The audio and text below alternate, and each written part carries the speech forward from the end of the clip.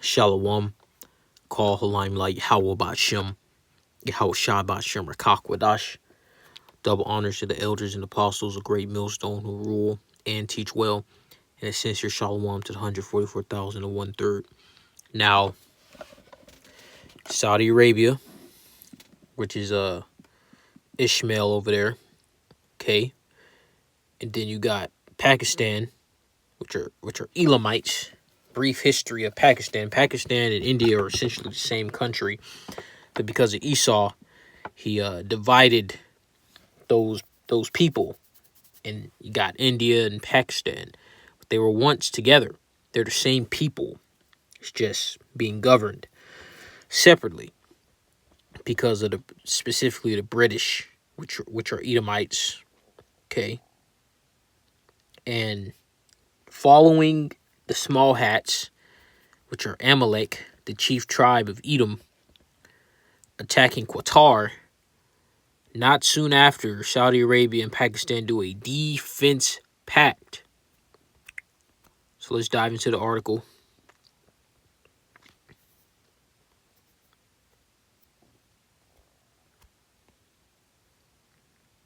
The signing ceremony at the royal court of Al Yamamah Palace in Riyadh was witnessed by senior officials from Saudi Arabia, the custodian of two Islam's holiest sites, alongside representatives from Pakistan, the Muslims' world's only nuclear power, which is Pakistan, and the other Elamites like India. They're Hindus as a collective, and Persia, now known as Iran, they aren't a confirmed nuclear power, but they're good. They got nukes, or they're gonna get nukes. So, one of their Ayatollah said they had nukes. So we'll see. The agreement states that any aggression against either country shall be considered an aggression against both. So if the small hats come for Saudi Arabia or Pakistan, they get a 2-for-1 deal. And Pakistan has a 250 million population. They're a very large country, which means they can exert a very large military presence. All right. So let's go to Joel, the 3rd chapter, in verse 9. Proclaim ye this among the Gentiles, which is going into these other nations. All right. Not Jake, that's among those nations, if you will, is going into the actual non-Israelites. It's going into the Elamites, the Moabites, all right, the Edomites, okay? Prepare war. Wake up the mighty men. Let all the men of war draw near. Let them come up. Beat your plowshares and the swords, and your pruning hooks and the spears. Let the weak say, I'm strong. And if you haven't noticed, all the countries of the world post-World War II have been developing and making their military stronger without actually using those weapons on a massive scale. And you're going to see these countries go into war mode even more. Assemble yourselves and come, all ye heathen, and gather yourselves together round about, thither cause thy mighty ones to come down, O Yahweh. Let the heathen be wakened and come up to the valley of Yahweh Shaphat, for there will I sit to judge all the heathen round about. So there you go. There you go.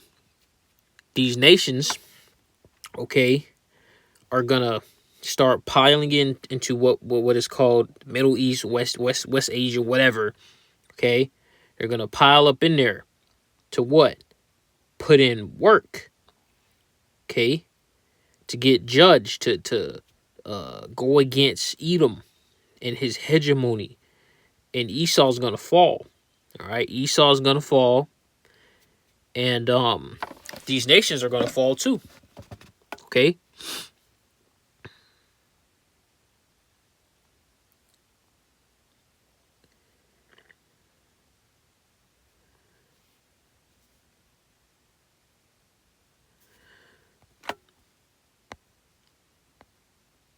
Pakistan previously maintained mutual defense treaties with the U.S. during the Cold War, but they crumbled by the 70s, even with China, despite extensive defense cooperation. Pakistan lacks a formal mutual defense pact, Mir told Al Jazeera. So they're uniting to get ready to attack these devils. All right. So let's go to Jeremiah 49:20. And it reads, therefore hear the counsel of Yahweh that he hath taken against Edom, and his purposes that he hath purposed against the inhabitants of Teman. Surely the least of the flock shall draw them out. Surely he shall make their habitations desolate with them. So these small hats, all right, proclaiming to be the Lord's people, all right, in our land, in our territory, in the Most High's land, in the Most High Yahweh's pit. Okay, guess what? They're gonna draw out Babylon the Great and get things cracking. You know, they showed one small hat, 50 whatever, you know, the 50 states of the U.S. and then the small hats. So what does that tell you? And the average person sees it now. You know, 10 years ago, there's conspiracy theorist, tinfoil hat. Now everybody sees it. And guess what? Who cares if you see it or not? If you're not part of the elect, you're getting put to death. Okay? Let's go to Jeremiah 50:14.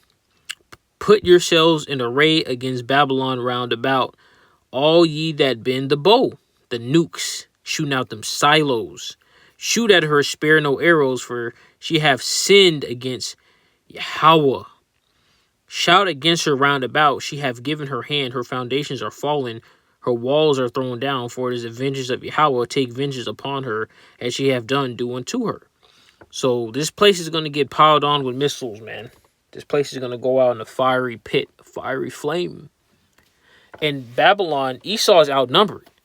All right. China has a 1.4 billion population. India got pretty much the same 1 point something billion. Pakistan, 250 million.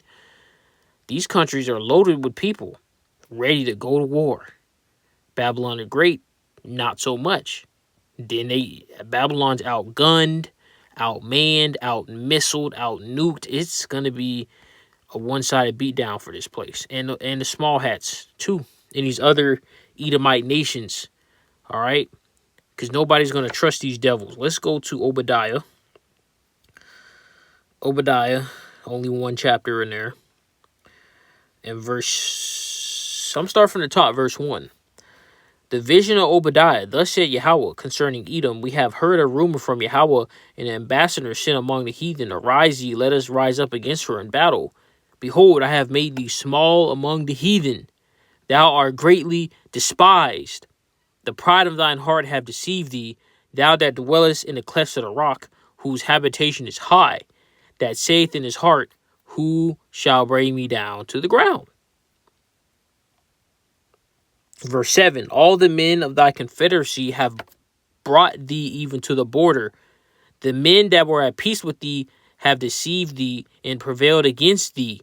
They that are thy bread have laid a wound under thee. There is no understanding in him. So what comes to mind from that verse 7, what I just read, is this right here. How did Pakistan get nukes?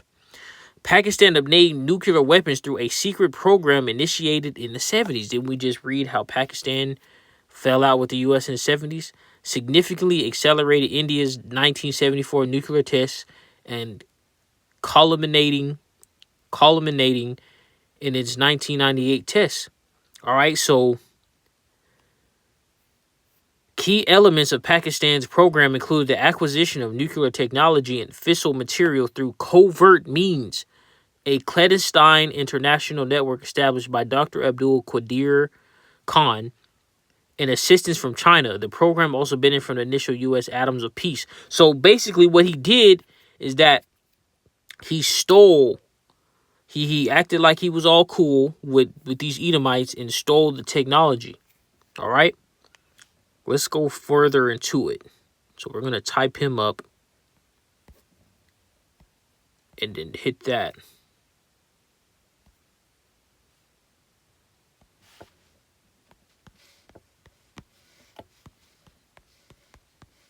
Just type that up. Make it simple. All right.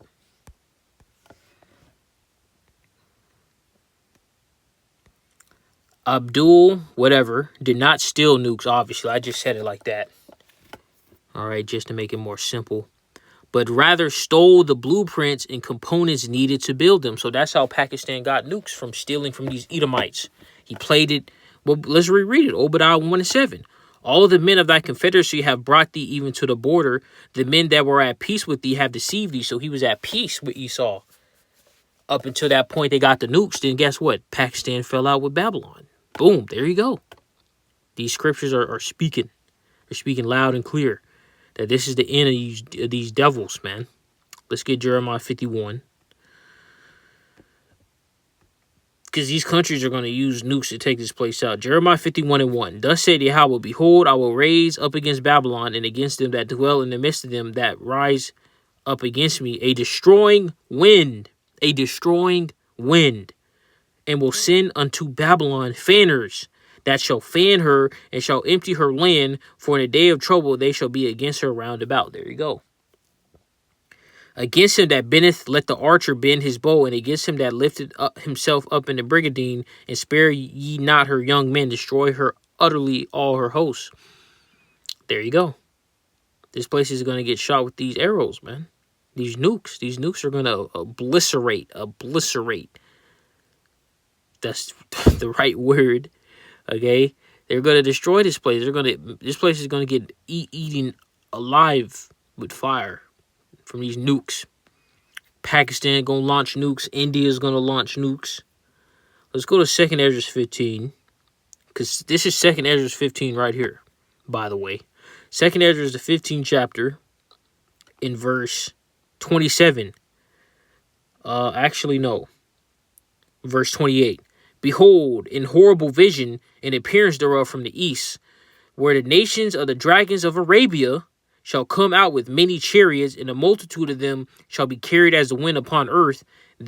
All they which hear them may fear and tremble. Also the Carmenians, raging in wrath, shall go forth as the wild boars of the wood, and with great power shall they come and join battle with them, and shall waste a portion of the land of the Syrians, which is Babylon the Great.